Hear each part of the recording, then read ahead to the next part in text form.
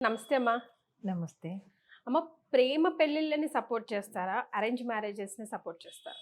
2 ఇంపార్టెంటే. కానీ arrange marriage అంటే తల్లిదండ్రులకి కొంచెం బాధ్యత ఉంటుంది. ఏదన్నా కష్టం, నష్టం ఏదొచ్చినా వాళ్ళు కొంచెం అందులో ఇన్వాల్వ్ అయ్యి వాళ్ళతో మాట్లాడడం అది చేస్తారు. అదే లవ్ మ్యారేజ్ అంటే మీ ఇష్టం మీరు చేసుకున్నారు గదా! మేమెందుకు అందులో ఇంటర్ఫియర్ అవ్వాలి అనే ఇదొస్తుంది వాళ్ళకి.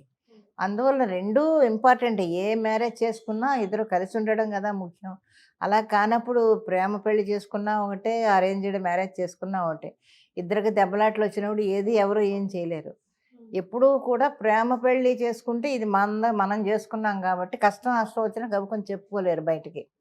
వాళ్ళు లోపల లోపల దెబ్బలాడుకుంటారు. లేతే ఏమన్నా పడతారు తప్ప తల్లిదండ్రులకి విడమర్చి దీనివల్ల మేము గొడవ వచ్చింది మాకు అని చెప్పుకోలేరు. ఇప్పుడు ఇదైతే ఏముందంటే తల్లిదండ్రులు అరేంజ్ చేసిన మ్యారేజ్ కాబట్టి వాళ్ళకి తెలుస్తుంది. ఏ ప్రాబ్లమ్ వచ్చినా అవతల వాళ్ళ దగ్గర నుంచి, ఇవతల వాళ్ళ దగ్గర నుంచి ఏ ప్రాబ్లమ్ వచ్చినా తెలుస్తుంది. తెలుస్తుంది కాబట్టి వాళ్ళు కొంచెం ఇన్వాల్వ్ అయ్యి, ఇది కాదమ్మా ఇలా చేయాలి, ఇలా చేయాలని అవతల వాళ్ళతో మాట్లాడడం ఇది చెయ్యొచ్చు. అది. అందువల్ల ఏది మంచిదే అని మనం చెప్పలేం. వాళ్ళ మనస్తత్వాలకి కరెక్ట్‌గా వాళ్ళు ఉంటే ఏదన్నా మంచిది. 2 మంచియి. అంటే ప్రేమించుకునేటప్పుడు తెలీదా అమ్మా? ముందు ఇద్దరిని తెలుసుకుంటారు గదా! ఒకరినొకరు తెలుసుకుంటారు కదా! కష్ట నష్టాలేంటి? ఏ సిట్యుయేషన్‌లో ఎవరు ఎలా రియాక్ట్ అవుతారో, ఎందుకు రియాక్ట్ అవుతారో అన్నీ తెలిసే బావుంది, మనం కలిసుంటే బావుంటుంది అనే కదా పెళ్లి చేసుకుంటారు.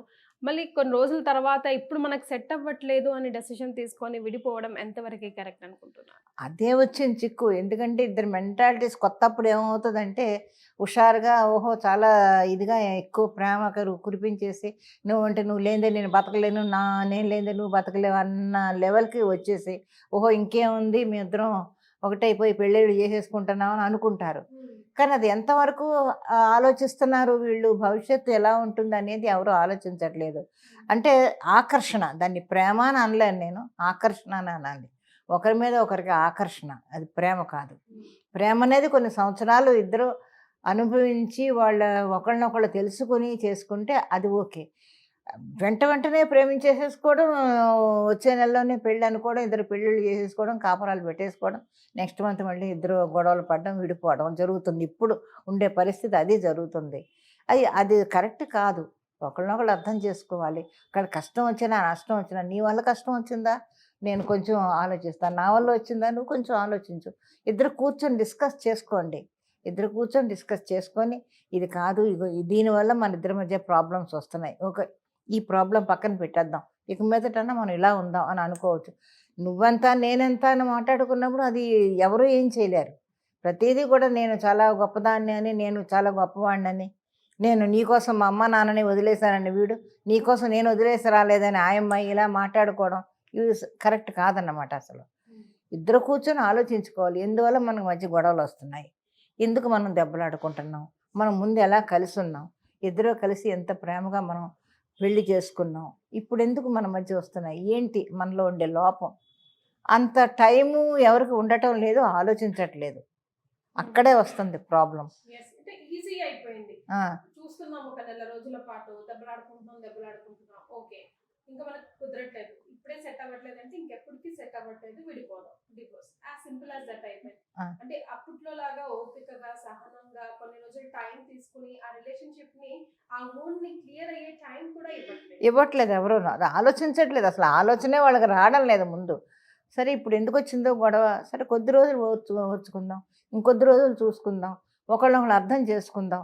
అతని తప్పేముంది? పోనీలే మనం క్షమిస్తే పర్వాలేదులే. మనం కొంచెం కాంప్రమైజ్ అవుదామని ఈ అమ్మాయి. పోనీ ఆ అమ్మాయి ఏం తప్పు చేసింది? పోనీలే ఆ తప్పు కాదు కదా!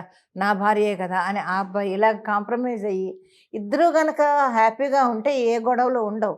అలా కాకుండా ఈగోస్ వచ్చి నేను ఎంత, నా ఆవిడెంత, నేనెందుకు కలిసుండాలి అని వస్తే మాత్రం చాలా ప్రాబ్లమ్ ఫేస్ చేయాల్సొస్తది. ఆ ఎఫెక్ట్ తల్లిదండ్రుల మీద పడుతుంది, పిల్లల మీద, పుట్టబోయే పిల్లల మీద పడుతుంది, పుట్టిన పిల్లల మీద పడుతుంది, అందరి మీద పడుతుంది. ముఖ్యంగా మనం కరెక్ట్‌గా ఉండాలి. పెళ్లి చేసుకున్న భార్యాభర్తలిద్దరూ లోపల లోపల ఎంత గొడవలు పడుతున్నా కూడా బయటకు తెలియకుండా మేనేజ్ చేసుకొని హ్యాపీగా ఉండాలి. అప్పుడు నలుగురు చూసి వాళ్ళెంత బాగున్నారని అనుకుంటారు. పిల్లల ముందు ఊరికే గొడవలు పడిపోయి పిల్లల ముందు తిట్టుకొని పిల్లల ముందు కొట్టుకుంటే వాళ్ళకి చిన్న మనసులు బాధపడతాయి. అయ్యో మా అమ్మ నాన్న ఇలాగా గొడవలు పడుతున్నారని. ఇంకా అక్కడి నుంచి ఇంకా విడాకుల వరకు వెళ్ళడం, విడిపోదాం అని అనుకోవడం, నీ మట్టుకు నువ్వు ఏంటి ఎన్నో సంవత్సరాలు కలిసి ఉన్నవాళ్ళు ఇప్పుడు విడిపోతున్నారంటే నాకే ఆశ్చర్యం వేస్తుంది. ఇన్ని సంవత్సరాల నుంచి ఉన్నారు వీళ్ళు, పిల్లలు పుట్టారు, పిల్లలు కొంచెం పెద్దవాళ్ళు అయ్యారు, ఇప్పుడు విడిపోతున్నారు ఒక్కొక్కరు.